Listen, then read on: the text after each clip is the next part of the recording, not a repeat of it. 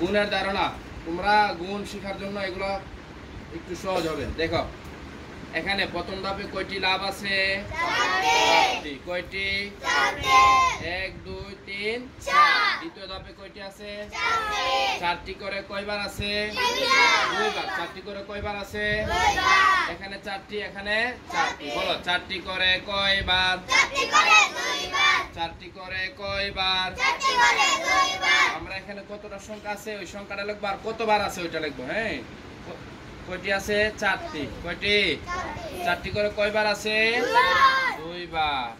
এখন 4 দুগুণে 4 দুয়ে 8। 4 দুয়ে 8। 8টি আসেনি দেখো তো। 1 2 3 4 5 6 7 8 হইছে। যোগ করলে যে ফলাফল, গুণ করলে একই ফলাফল। গুণ কাকে বলে? বারবার না লিখে সংক্ষেপে যোগ করাকে গুণ বলে। ঠিক আছে, এখানে বারবার না লিখা এই দুইটারে একসাথে লিখা যায়, 4 আর 2। 4 এটার গুণ করলে কয় হয়ে যায়? কি হয়ে যায়? 8 হয়ে যায়।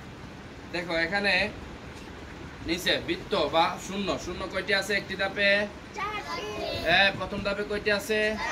দ্বিতীয় ধাপে, তৃতীয় ধাপে, চতুর্থ ধাপে। চারটি করে কয়বার?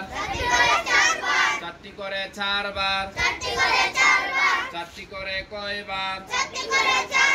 সবাই বলো চারটি করে কয়বার?